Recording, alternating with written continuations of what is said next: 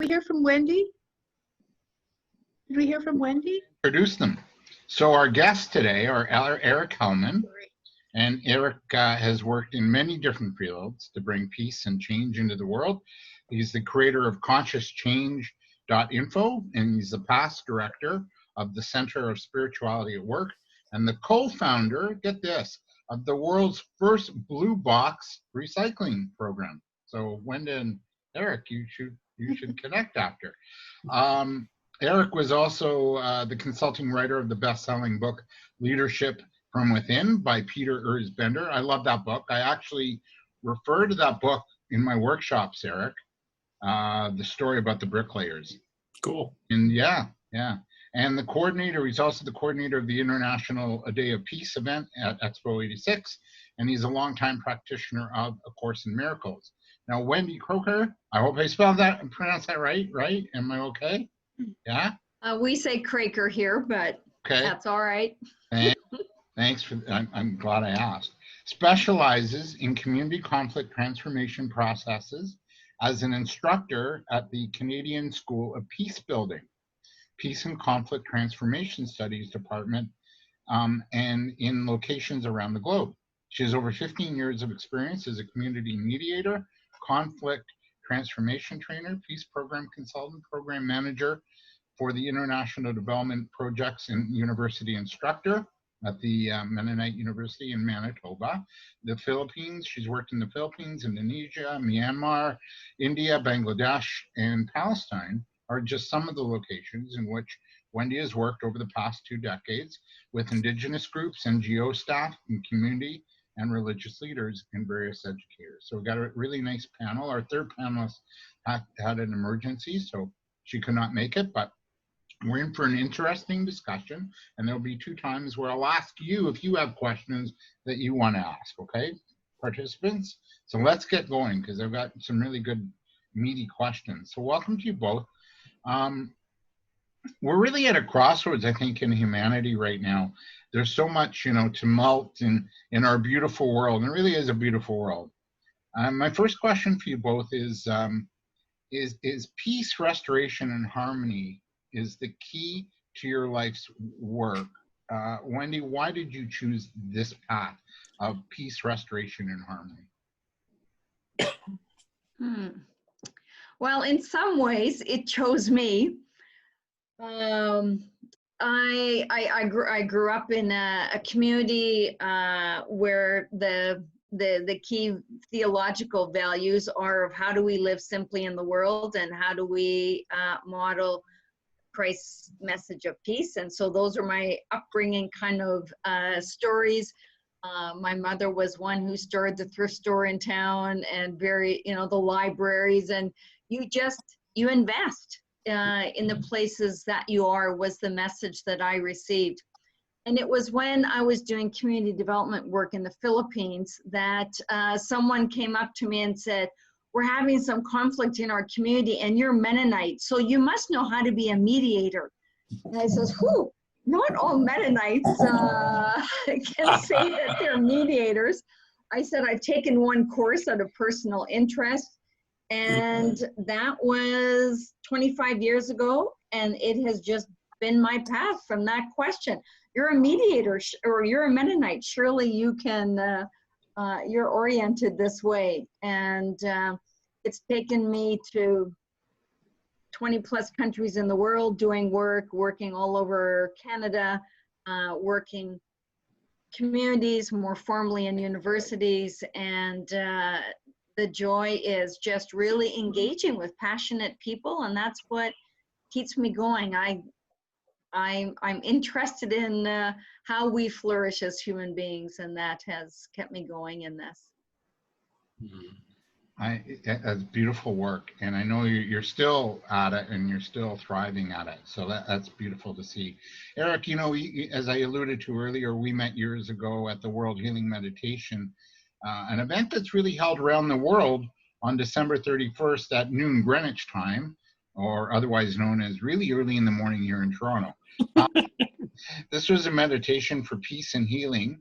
And in your work too, peace, healing, relationship building, has been a central theme. What is it about that message that speaks so loudly to you? Well, I'm going to integrate that question and your previous question, because peace, restoration, harmony, and relationships was where I started, because I was married at the age of 19 and got into a very difficult relationship situation very quickly. And so the pain of that relationship, even though I was taking environmental studies at university at the time, forced me into a second major, which was psychology, basically a gestalt and self-healing. I had to find a way to peace in my relationship. And I also realized as an environmentalist that I wasn't very peaceful in the way that I approached other people who I disagreed with. And therefore finding peace in both was what then opened me up to my spiritual consciousness, which I was totally repressed to, and was the most repugnant idea I could think of in the world. And I've had to follow that path for my own healing over the last 40 years. So both of you, it's been a journey and a life's choice. Wendy, you're an instructor in peace and conflict transformation studies and co-director at the Canadian School for Peace Building at the Canadian Mennonite University in Manitoba. What is the driving factor or factors that would see students coming to study with you at that school? Well, those two locations have different motivational dynamics. So I work as a professor with 18 to 20-year-olds coming to study at university, and then I direct and have taught at our Canadian School of Peace Building, which brings our students, but also international practitioners, community activists, folks who need another shot in the arm of, does someone else care about this stuff, to do some networking and community building. I would say for now the Gen Zs that are coming into my classes at 18, one of the sort of demarcations of Gen Z, the studies will say, is that unlike millennials who maybe want to rant against my boomer generation, the Gen Zs want to be part of making the change. This is simplistic analysis that people do on these generations. But I say to them on day one, I understand Gen Z wants to be part of changing the world. I want to work with you. And we just start in on digging into the issues. And I see that, as we've seen across, news headlines over the last 2 months, meeting my students at Justice for Black Lives rallies and Indigenous rights rallies here in Canada, that they want to be part of something that makes a difference. And if I just open that space up to contemplating what that means for them, there's a lot of energy for that. And so for me, I feel so privileged to be working with young adults at a time in their lives when they're thinking, who do I want to grow up to be? And, what kind of world do I want to live in? And so that's one motivational direction. In our Canadian School of Peace Building, that brings people like us here to that venue in addition to our students. It's thinking, how do we rethink? We've done some techniques and ways of doing our peace building over the last 20 years in a particular way. What are some new voices? And wanting some cross-fertilization. And so the motivation there is slightly different. They may feel that they're bringing some, and they do bring a lot of life experience, but are thinking we're still in some pretty rough spaces in the world and needing to connect with others, also struggling with that. How do we take in some new lessons, ask some new questions? And so though that's sort of more a little bit of a different take on the motivation for that group of people. And when you get that mixing of people who have this youthful energy of want to change, and those who bring experience from all corners of the world saying, hey, I need something new in my life, to keep my energy. Those are pretty amazing forces at work, and certainly keep me doing what I'm doing, knowing that I can be part of that with folks. So our different generations and our different experiences bring some different motivational energies. Key thing is that people are motivated by this deep desire of, how do we do community better and, strive and thrive in the midst of what can be some pretty daunting kinds of issues. Oh, yeah.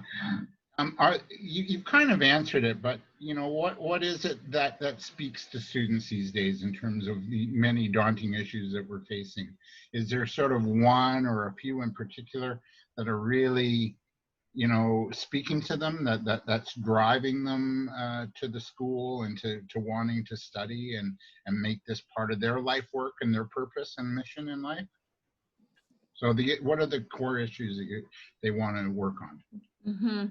I need to answer that from my standpoint, which is sitting here on Treaty 1 land in Winnipeg, Manitoba, as a member of a group who came in the 1870s with the promise of free land that nobody apparently was living on, and being named by Maclean's 10 years ago as Canada's most racist city. And so lodged in a place that has really tried and had to think seriously, what does it mean to be in this place with the issues that are being named? And I would say with this whole discussion Canada-wise on is systemic racism present and different politicians reticent to enter into that space. The young adults that I work with say, look, you folks put us into a situation of not dealing with things, and we can't keep living under this feeling of settler guilt, and we need to find new ways to engage more broadly with the people in our communities. And I'd say in Winnipeg, these are the crucial issues of young adults, and we get young adults from across Canada who see us as a place that's specifically positioned because of the demographics of our location to have to deal with these questions. And we think today is 30-year anniversary of the Oka crisis, and that's all over the Winnipeg Free Press today. A sort of people here saying, we've got to name the social injustices and somehow find ways to really be and do and live reconciliation. I'd say the young folks that are coming really want to do that reconciliation walk better than they see their parents having done it.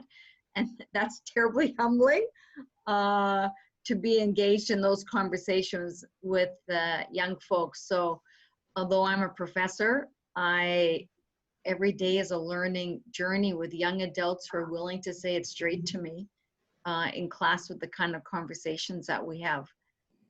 So it's a time of real vulnerability and kind of honesty, transparency that I experience in the classroom these days with the kind of motivations, the issues that I see young adults bringing forward in the place in which I'm doing my peace work. Yeah, thanks, Wendy. And for those who don't know about what goes on in Canada, we have a history of really not treating our Indigenous community fairly, and there's a lot of systemic racism even to today, but it goes back eons, years and years. So the Oka crisis was one such crisis outside of Montreal and Quebec, and things are at a standstill for a number of days. And I guess I wasn't aware that today was the anniversary Of the start of it, yeah. Eric, one initiative, we talked about, you launched spirituality at work, and a different aspect of peace is in the workplace. When work isn't sacred or whole, what does it look like when work is not sacred and whole? And then conversely, what's the flip side when we do bring spirit and peace into the workplace? Well, that's more than an hour show. Let's see. Good night.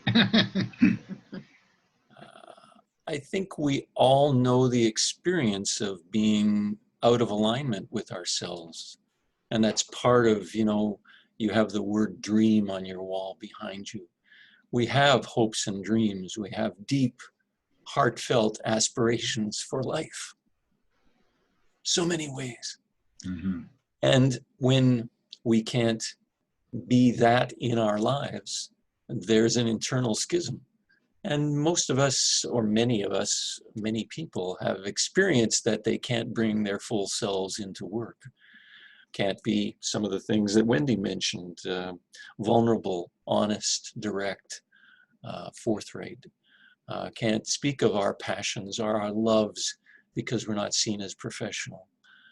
We choose careers that perhaps are more about financial sustainability than human sustainability and emotional and personal.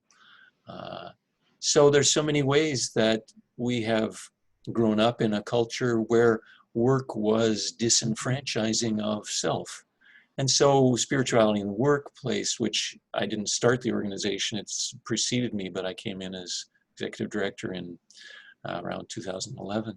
The whole piece is peace.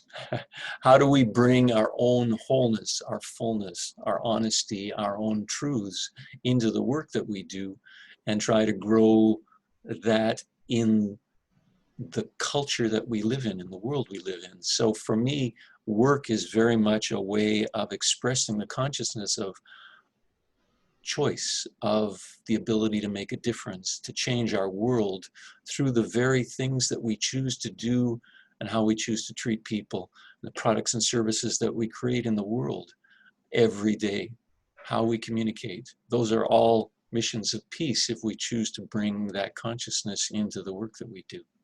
I think 2020, if that's one thing that we're being forced to look at this year, is we're being forced to look at how we work, how we treat others, like Wendy was alluding to, the past, healing the past.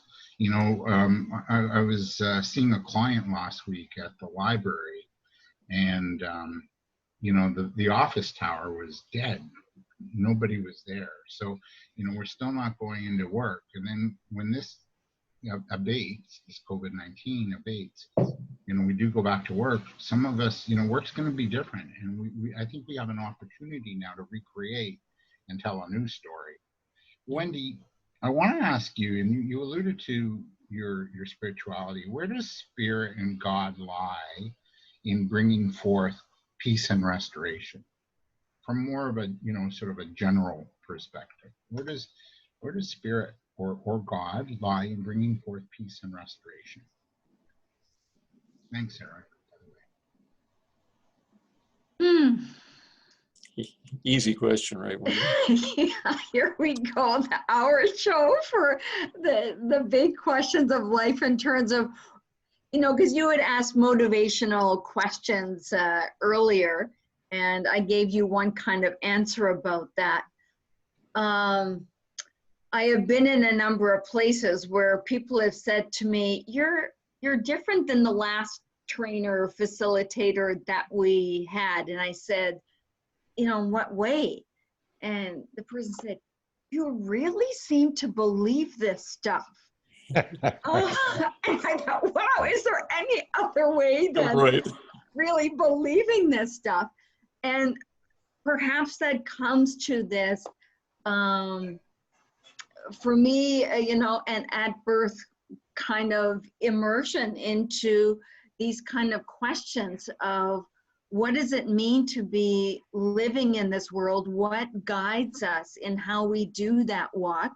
And in my Mennonite Christian family and faith community, it has been to do deliberate, concrete acts that express who you are, as well as nurturing a rich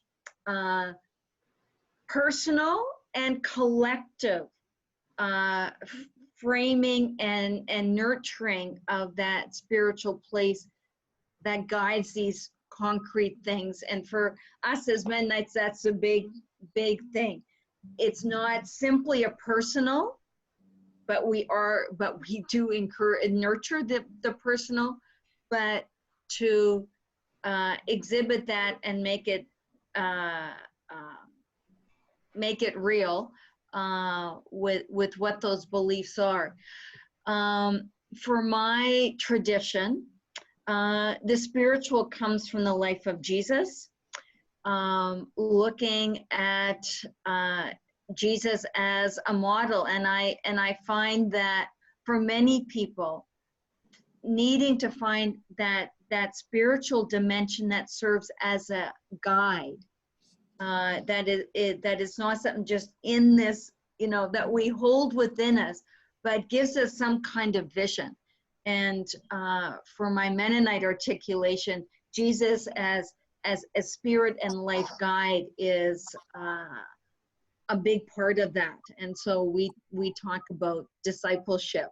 That's one of our buzzwords, meaning how do you follow? How do you walk the walk that you're talking and that you're nurturing within you? And a lot of push on that. We are created with kind of a triangle kind of image, that we have God, humanity, and creation that all need to be intertwined. And that's the theological nexus for us, shall we say. That it's right relationship with God, with ourselves, with God, with each other, and honoring the creation. And when we think through all those dimensions for the choices that we make, I think we have a better chance of making choices that allow the thriving of all three of those dimensions: our relationship with God, our relationship with others, and our relationship with creation and its creatures. And so I've learned from Indigenous brothers and sisters here that greet us often with, and all my relations. And that has really pushed me back to my theological roots of, yeah, that was in my teachings too, but we obviously, Eric, your work has been in that environmental area, and Wendy, you've talked about that. If I take my faith seriously, we can't just let one part fall away, that it's just personal, or it's just about relationships, or it's just about environment. How do we hold that together? And so that's a daily sort of spiritual journey to hope that the decisions, the actions, the things that I'm thinking about, Chrissy, thinking about some of the ways you introduced yourself around, I forget quite the term you used, but wondrous blessings. How does that happen? I think it's holding some of those key pieces together. Eric, your take on that real quick, and then I'm going to throw the floor open to our guests too, if they have any questions. Well, I admire your path, Wendy, and your face shines of the spirit in you, if I can put it that way, and the joy that you bring forward, and the passion. For me, it's been a very different path because I didn't have that model, and I was cracked open spiritually by something called A Course in Miracles, which was very much a path of saying, how do I open myself up to something called God, which was a word that was repugnant to me. But in asking inside and opening myself up through prayer, meditation, through Eli's deep relaxation work, through 40 years of saying, I want peace within, I want connection, and I want to be guided and directed as to how to both connect with my deepest core self, which is way larger than my physical self, and how do I connect with that in each person and in the world, so that I get to deeply plumb the depths of my soul and my heart, my vision and my purpose, but also help people to bring that part of themselves into the world, encourage, support it, and create the world that we want to live in, because we start to recognize that we want this for ourselves and for all people when we come from that deeper place within. Beautifully said. I'm going to throw, anybody want to make a comment, has a question? Because you'll have a couple of spaces. If it's not now, then towards the end or in a few minutes. Anybody have a comment, question? No? Okay, so I'll continue on. Wendy, you know, in your work, you mentioned, you know, online, your work in the Philippines. So does humanity only work towards peace when all has been lost due to conflict, trauma, discord? And I allude again to your work on the Philippines case study you've been working on or are currently working on. You know, so does peace, do we work and collectively work towards peace when all has been lost due to conflict, trauma, and discord?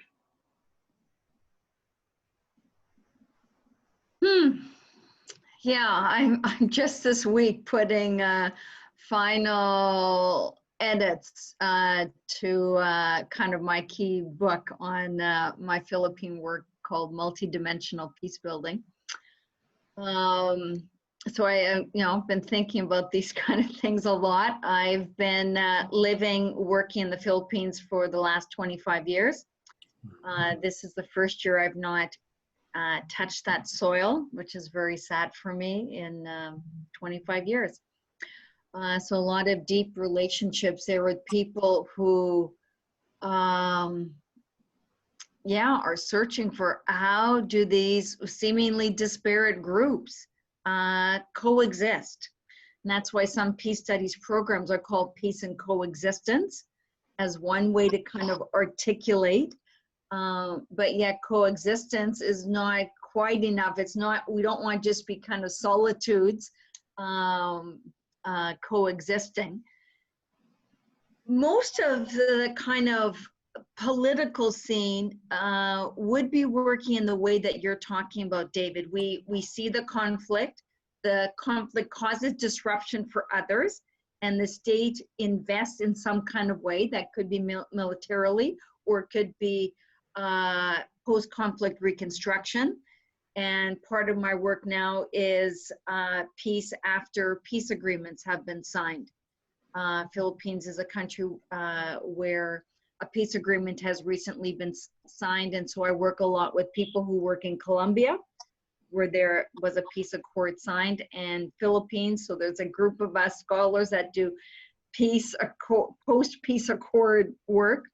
And all of us have this agreement of to come back from the edges of decades of war where we just decimated each other and disturbed our what was previously centuries-old relationships, and many of them thriving harmoniously. How do we pull ourselves back from having gone over the edge? And conversations of, you know, if we just do Band-Aid approaches, okay, let's implement, let's put policies in place, systems in place that will mitigate the re-eruption of these kinds of tensions. That will be forever work. You'll always be just trying to put, you know, another stitch in to hold that piece together. And a lot of our conversation now and work is preventative. These are kind of buzzwords in my field: preventative peace building, early warning systems. And I think, you know, Eric used the word, you know, I was cracked open. And in a sense, that's what's happened, this sort of realization. This requires a whole restructuring of how we do our relationships and our own personal work. And so the encouragement here in my little part of the Canadian context is Indigenous elders that I intersect with saying, you've got to do your own work. Reconciliation doesn't just come from a plan that the government's going to impose. You have to do your own soul searching of who you are and what kind of vibe you're giving off in the world for us to begin a whole kind of way of doing relationships. And a lot of them object to the term reconciliation. Because the term reconciliation means, by its Latin roots, to become friends again. And many of my Indigenous friends and colleagues say, we were never friends before. There was a power imbalance. You came as settlers with government sponsorship. We weren't friends.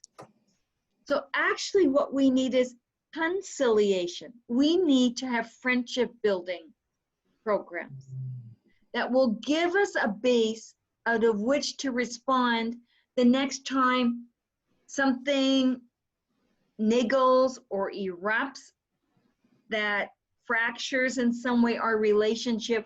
We have something to draw back into. And so a lot of the conversation now is in terms of how do we work? It's working on deep friendship building, relationship building within communities that can reduce fear as our more immediate response, an analysis of what's happening and how I should be responding, so that we aren't simply always doing this post-conflict reconstruction, reconciliation attempts. But that deep work is way more work than setting up a new program to respond to the crisis of the day. And so we probably even think in our own personal relationships, that's the case. We don't talk about something, you know, something erupts, okay, we got to do something to settle. We agree we won't talk religion and politics at the Thanksgiving dinner table or whatever it is. So we do it at the micro and the macro level. So even in my field of peace building, we're slow to the draw of really thinking, okay, we need much deeper work than has been happening. And so a lot of the energies that I hear from you folks as you introduce yourselves of really immersing in deep personal exploration of what you're holding is one of the crucial steps to doing it differently. But we can't stop with ourselves. We then have to reach out. Because how do we do that fear reduction and that friendship building when we've been taught stay with who's like-minded to you? We stay in our little pods. Yeah. Eric, I'm going to throw the next question to you. In your work with companies and organizations and individuals, and your coaching and your counseling practice, what does that deep work look like, and what do we need to be doing? Well, I think it bridges with what Wendy was just talking about. You know, what came to mind, Wendy, was that most of us, having lived in this country, many of us don't have real relationships with people of First Nations background. So there is no, how do I relate to you? You know, I probably have more relationship with Chinese people because of the number of times I've eaten in Chinese restaurants, as a very practical example, or people I see on the street. And so First Nations relationships are not something I've had a lot of. And I think most Canadians would probably be like that. And I bridge that to your question, David, because, you know, I remember as an environmentalist having the perspective of business people as the other. The other, the people whose values I didn't subscribe to, who wanted, at that time when I was working in waste recycling and waste reduction, who wanted to just get as much money as they could from garbage, but didn't really care about the communities that they were serving or working in, or companies who were just producing whatever they wanted to because that's what would bring a profit. And it was divorced from what's the impact on our world of what you're doing as a business person. But in my seeing them as the evil as the other, as the cause of the problem, I created the separation inside of myself that said, I'm going to set you up to be somebody I'm in conflict with. And so my whole process has been, how do I keep taking back that consciousness that says, you're the problem, and I can project it onto Trump, or I can project it onto rabid and social protesters who are doing social violence as part of these peaceful protests, on anybody, on a wife, on a, we see the problems in other people and the causes in other people. And my continuing journey is, how do I take that cause back to myself? And how do I shift from my way of thinking of you as the problem and the cause and the source of evil in the world, to put it in sort of dramatic terms, into how do I shift into seeing you as a human being with compassion, etc. Go for it, David. How do we get to that space? For me, it's a split inside. It is really a lens. I'll take off my glasses at the moment and then put them back on. And when I see you through the eyes of anything from victim to aggressor to perpetrator to creator of the cause of the problems in my life, I'm wearing a lens that says, you are the problem. And I will set myself up to defend myself, protect myself, and attack you for what you've done. And when I take those off and I can look through the spiritual eyes of, wait a second, I want to grow the consciousness of peace inside of me, the experience of peace and the relationship of connection with you, I'm going to have to look to a different place inside of you. What happened with my first wife, I remember growing this inside of me, and one day looking while she was really angry at me and just seeing behind her anger and going, she's in pain inside. She's afraid. How can I touch that place in her? And it opened my heart and helped me to see her in a totally different way and to relate to her in a different way. So my behavior changed because the way that I saw her and related to her changed. So for me, that's a practical thing every day as I look at CNN or CBC News World or CTV or whatever, and I see the evil in the world, and it's going, wait a second. If I look on anybody through this lens of what the F is wrong with you, I'm going to keep growing the consciousness of fear and separation. But if I can start to look with you and open my heart, that grows my heart. It grows a sense of connection with you. And I'll speak about you differently. I'll treat you differently. And the same thing goes for business. I want business to be not a place of separation, but of bringing this process into the world through practical steps of how do we grow the relationships in the world that we want. And you can't do it through that antithetical mindset or those eyes of, you're the problem, and if I can only change you, then the world will be okay. Long answer, sir. Yeah, no, good answers. We're about 5 to 2, so we'll go to about quarter after. Eric, I want to ask you another question with regards to in the workplace. And I'm sure you've seen the power dynamic at play at work, where management is extremely dominating and controlling and not trusting. What needs to happen to breathe spirit and peace back into an organization like that, where that's the environment? It's a toxic environment and people don't want to go in on Monday morning. And maybe they have to meditate with Eli or something. Not a bad way of starting. So is starting either. So when I think about creating the world that I want in any place, and I haven't been worked in large organizations for most of my life, I think of how do I want to experience work today, and what do I want to grow? So I'll speak at it a different way. I was on a call yesterday with Hewlett Packard and a representative to help me with a problem with my printer. Very practical issue. I get into a call, and how often do we get upset with techies or support people because we're on hold or whatever, and we come on vibrating with, there's a problem here, and if you just fix it, my life would be okay. Well, this guy who called himself Michael, but I asked, so where are you based, Michael? Oh, Honduras. Oh, great. So mucho gusto, I said to him. His energy changed, And he later said in the call, "Thank you so much for speaking my language in our call."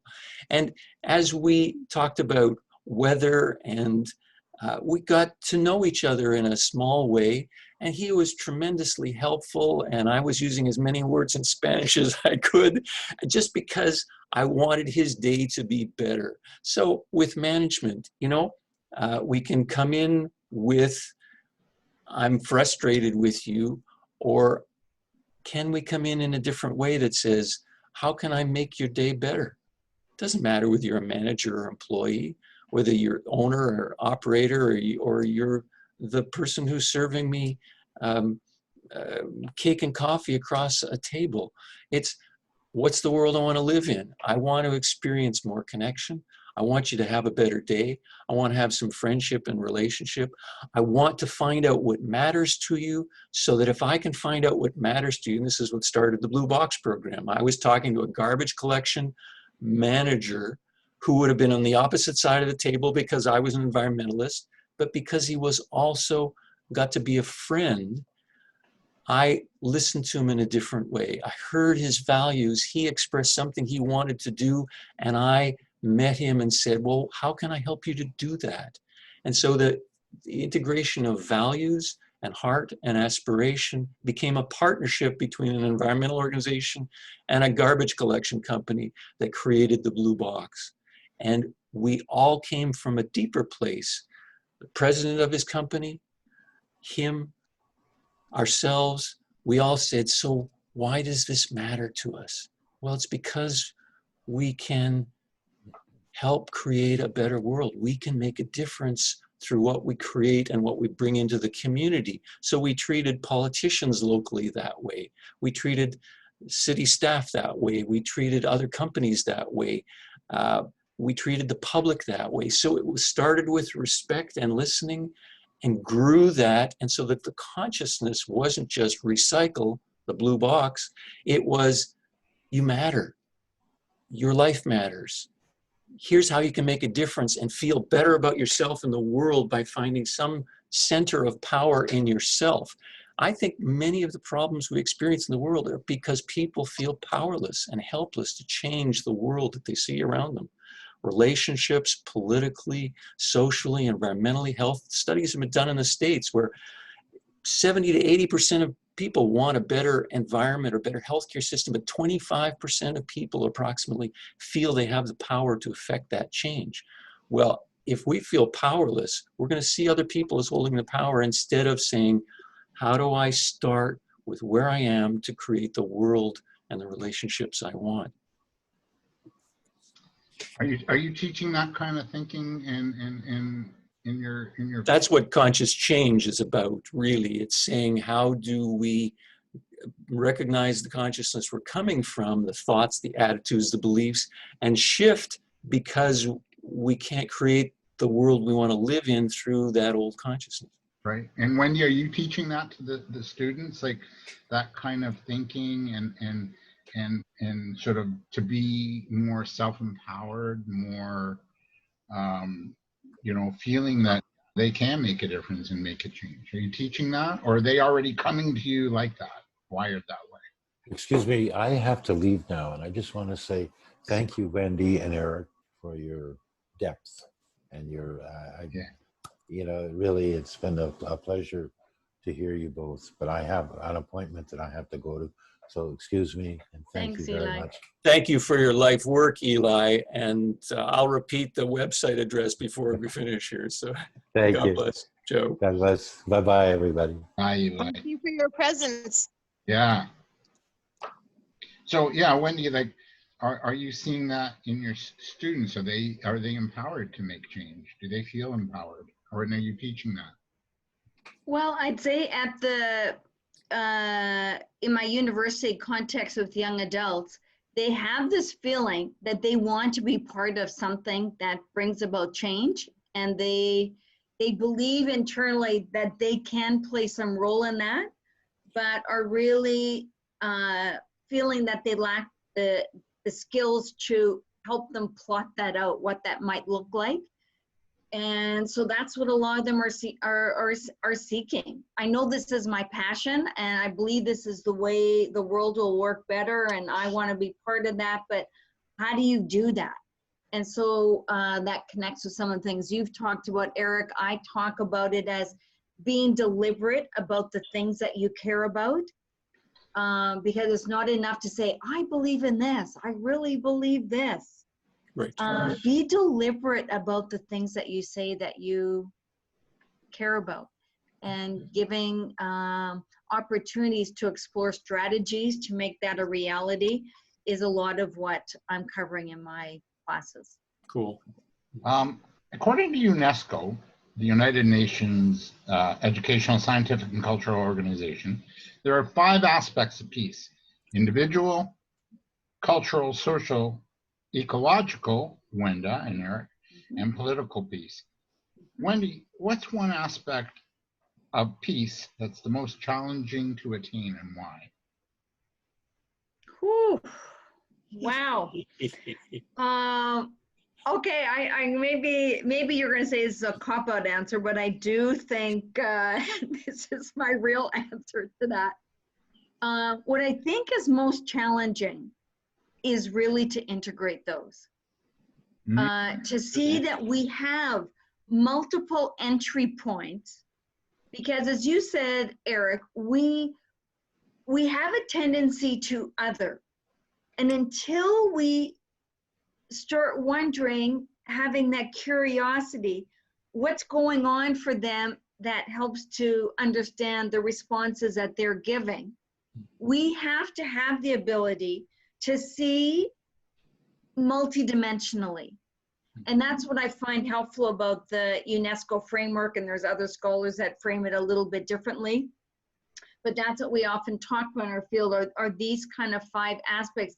And to hold those together, to really bring something holistic, as opposed to getting onto some bandwagon of one or the other.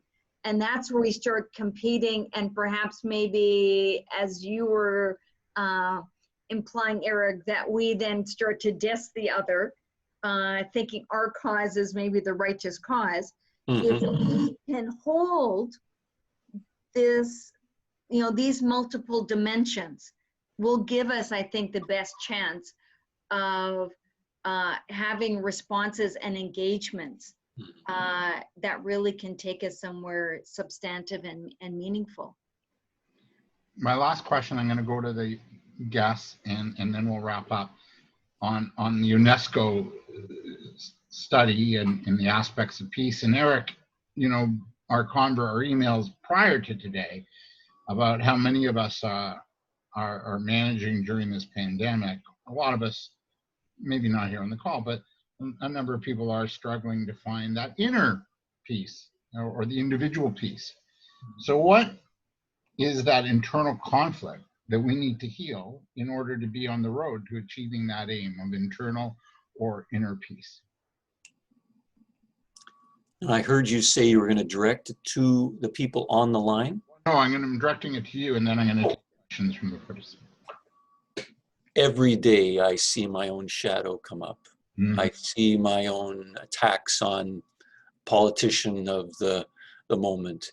I see my attacks on people who are not acting the way I think that they, quote, should. One of the people on the line, I forget if it was Chrissy or who, was talking about following the inner call and being called back to Maine. How many times do we get promptings inside, or feelings or aspirations, and we repress them because we say, oh, I could never do that. I can't live that way. I can't say that. I can't be that in the world. My own inner healing work this morning was about that same thing, of how many ways I've repressed my own voice at times in the world. So that schism of I want to, I believe, I can't believe, and I don't want to, that is the very center for me of the struggle that human beings face. We have a split nature, a side that loves and a side that hates, a side that encourages and a side that suppresses. And we face it every day of our lives. And if we don't face it in our side, we'll be facing it outside of people repressing us or telling us we can't, or that we're no good or not worthy or not valuable, not enough. So if we don't both face it between us or project it onto others and say, you're the one that's not worthy or not enough, or we say that about ourselves, there's no way we're going to create peace in the world, because we're going to keep repeating the mistakes of 7 generations and 7 generations and 7 generations before us, saying you can't because, you aren't because, and you will never because. And that for me is the healing that is a daily practice, that is both inner and outer and integrative, as you were talking about, Wendy, the integration of my whole self and seeing my own guilts and fears and suppressions and viciousness towards myself and others, and then seeing it in the world and going, can I open my heart to that? Because my deepest desire in this world is for healing. And it's not just for me, because it can't just be for me. I don't know if that answers the question. Great answers. Because I've been having the same revelation. I did some work with Fiona on the weekend, and that's exactly what came up. And today, in my journey, I have a morning ritual of meditation and journaling and exercise. I had a compelling need to write Ho'oponopono, clearing, letting go letters to certain people in my life, to achieve that peace, to let go with love. So totally speaks to me. Let's open the line just for final questions from our panelists, and then I got just final thoughts and we'll wrap up. Any questions, comments? Well, David, that your expression about feeling compelled to do offer Ho'oponopono to everyone is very synchronous, because as the panelists were sharing, I was thinking about the creator of that that prayer, and he actually went into some of the deepest, darkest prisons. Dr. Len Hu. Yes, and he went into the office and looked through all of the prisoners' files, and he didn't do that with the intention to heal the prisoners. He looked within their files to see what within himself needed to be healed that was present in their files. And just through entrainment, through the process of entrainment, the prisoners healed as he healed himself. So yeah, so I'm finding such miraculous, wonderful bits of divine synchronicity as you know, we're all weaving our beautiful stories about what, you know, peace means to us. I was wondering if you might be able to very slowly share with us again what the 5 aspects of peace are. Okay, well, and I am recording, so I'll send you the recording. Individual peace, cultural peace, social peace, ecological peace, and boy, Wendy, you know that, and because without it, we're nothing, right? And political peace. Thank you. You're welcome. So final thoughts. I think we any other people, guests want to chime in? No? Okay. Julie, Paul. Final thoughts. Eric, and then I'm going to just go around the horn and ask what peace means to everybody. But Eric, this is the $1 million question on a game show. Roll a dice. Here it goes. Eric, the envelope, please. Yeah. Do we achieve peace in our lifetime? Other than a miracle, what might cause that to happen? Well, I wouldn't exclude miracles, first of all. I don't know. You know. What was that, David? Other than a miracle, what might cause peace in our lifetime to happen? And I joked, 4 more years of Donald Trump?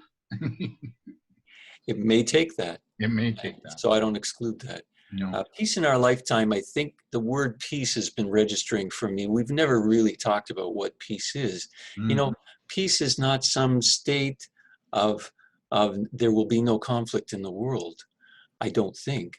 My life has been a gradual movement into a deeper experience of peace, improving relationships, feeling more comfortable with myself in my skin, accepting more of the spiritual religious part of my being, trying to change the way I communicate to nonviolent communications, as Marshall Rosenberg would have described. Peace has so many elements of harmony and joy and co-creativeness and mutual empowerment and conciliation. It has so many parts. So peace in our lifetime, I think we are growing peace in our lifetime, actually. I've seen a change happen in how people are treating each other and how environmentalists are working with business people and how I'll call white settlers are relating to First Nations people. And in so many parts of our world, I think we're bridging these gaps. So I think we are growing peace in our lifetime. I think bringing in the miraculous and the spiritual is also part of the transformation. It's saying if our consciousness can be open to the divine, to the Christ mind, to the miraculous, we can in fact work not just on physical levels, but on metaphysical levels that open up healing for all people on the planet because of the shifts we make in our own hearts and minds and the miracles that we bring in. So all of the paths, growing the consciousness of peace for me is manifold and we can manifest it. Beautiful. Wendy, my last question to you. What do you think the impact would be if there were more peace builders and graduates from the school? Well, world peace, of course. Thumbs up. Yeah. I think the more people that come to awareness that there's something that, you talked about, Eric, finding voice, who find their voice and realize their agency, that they're part of this. For me, peace is an action word, journeying towards flourishing for all. And I think the more people that we have recognizing that we're all in this together and it's our work and our collective work, I think we'll see changes with that growing awareness. Thank you. Now, time to unmute yourself. What does peace mean to you, Wenda? Well, I actually hadn't thought about peace beyond, peacefulness. So that's it. That's a personal peacefulness. So what Eric has had to say about starting with yourself, right? Yeah. Understanding and being friends with yourself, conciliation with yourself, bringing the, I don't think you can put, there's always conflict within oneself. It's like an onion being unpeeled and, being the age I am and having worked in self development, I call it, that's the wrong word, but I really, for myself, my working on myself is there's always some conflict. Something comes up. That shadow side is always there, and one has to actually accept it, embrace it, right, in many ways, and then work with it. So I peace for me is that, and also but it is also doing something, like you say, Wendy, right? I have a lot of trouble with those who are, it's not trouble, but I think it's beyond, I see beyond the fact that we can raise our vibration or, be more loving and peaceful as individuals, but do nothing. Yes. So I know a lot of people like that, right? Who are professed to be looking for peace and actualization and world peace, as a cliche phrase right now, but who actually don't actually act upon that desire or that. I don't see it as a commitment, or they would act on it, right? Commitment to me requires some action. Thank So you. I really, being between the two of you, Eric and Wendy, and on the screen here, thank you very much for what you've had to say, because that both gives me another way of working with others, right? And some perspective on working with others towards accomplishing what we all want, and which is, you know, A world that works. a world that works, a world that works, a world that continues to exist. Yes. Thank you. That works. Okay, real quick, Kathy. Peace. Yeah. So firstly, so much great discussion here, and thank you to Eric and Wendy. And for me, I always kind of thought of peace as something like harmony, people getting along. But what I've kind of learned from this discussion too, it's not so much, it's a value, and it's something that, it's a concept that we can value, but if we don't have the skills that we need to help generate more peace, then that's something that's missing. And that's something I got from Wendy talking about working with students. They're coming to you, they already have the value of wanting to be peacekeepers, but they don't necessarily feel that they have the skills yet. So that's something that can be developed. Yeah. Thanks, Kathy. And Julie, do you want to chime in real quick? Well, thank you for this webinar. I think I kind of given me a lot of starting to think deeper. For me, peace, I think I've been trying to focus on my faith, which is I'm a Christian, so I have a learning model. I'm trying to follow that, but I found that right now, my most but the reflection to me is, the peace to me is to be in present, and then relaxed, and then no judgment, just be myself, and then no wins, no loss, and nothing to worry, just be present. That's how I look at it right now. Thank you. Thank you, Julie. Beautiful. And Chrissy, real quick, your peace to you, what would peace to you be? I've heard the term harmonic concurrence come up in my field of conscious awareness. And the peace would be the moment when everyone has an experience where they can actually feel, see, and know that time and space are an illusion, and that separation is an illusion, and that we all really exist in harmonic concurrence, everything and everyone. There is no separation, and we all exist harmonically, in harmonic accord with one another, in all realms, dimensions, and planes of existence. And to just meet people where they are, and to be, yes, to be okay with that, without expectations, without judgment, and I just do that every day. Try to do that every day through offering the oneness blessing to humanity, in the hopes that they can see, feel, and know that for themselves, that we're truly all one. And I think it was Wendy that mentioned,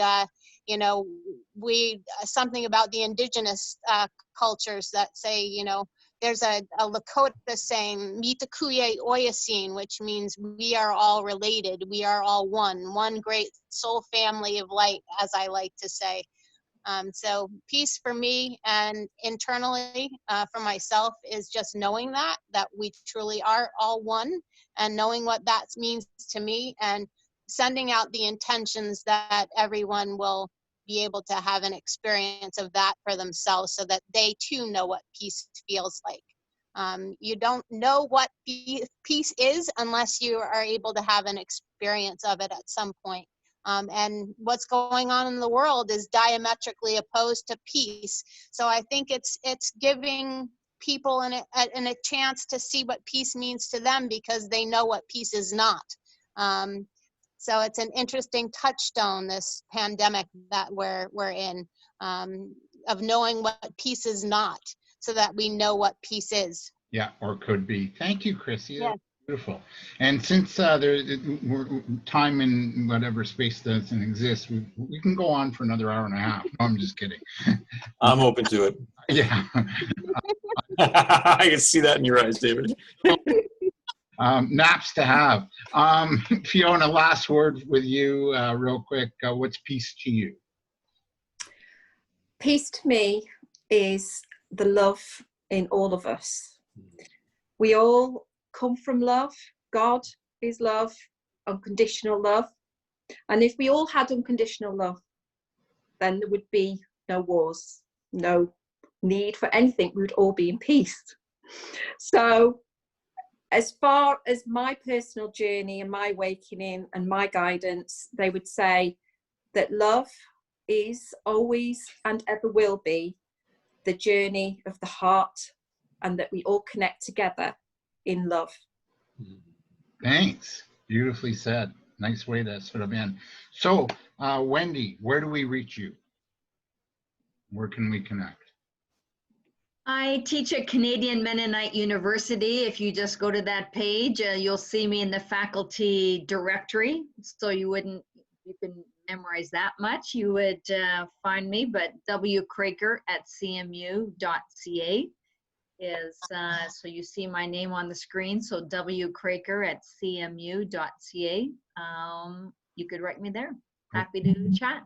I have to tell you, you're a beautiful woman and a beautiful guest. So thank you. Just like your heart, like amazing, and your spirit and your joy. So thanks for Right on. today. I really enjoyed having you and getting to meet you, and I hope we continue the conversation. Okay. So Yeah. thank you, Wendy. Thanks for the invitation, David. Blessings. And Eric, where do we connect with you, my friend? We go back. I go. We go back. You got my email address. I would say consciouschange.info, and there's a connection to me there. Eric Hellman, ERICHELLMAN.com. Really, there's connection there. And I also wanted to bring Eli back in because of the beauty of his work. InnerCalmOnline.com has some beautiful ways of connecting with the experience of peace, which I really appreciate. I think it was Chrissy mentioning, so important to have the experience, because that way we know about bringing it into our lives and our world. The school teaches how to meditate and to get to that place of inner calm. And the studies show that when you can meditate and get yourself into that sort of state, that disease disappears and stress disappears, and most diseases are caused by stress. So he ran the stress relaxation response was what he ran, and he taught people who weren't meditators and who didn't know meditation and hated the word to find that deep inner stillness. And that's the beauty of his work, is it transcends language and belief systems. Yeah. He would work with high-powered executives to get them to calm down. Yeah. So amazing work. Thank you all for this and for being a part, and I hope you got something from it, and maybe just some inspiration and new ideas to take with you in your life and your work and your journey. David, thank you for your commitment and your passion project and your actions of taking your values and vision and putting it out and inviting us, because you created this space to explore and be together and relate. And I thank you for the courage. Thanks. It's been a joy. I really enjoyed this today. Lots of love and many blessings. Oneness blessings, David. Thank you so much for co-creating this sacred space for us. Thank you. Thank you all. And love and peace. Yeah.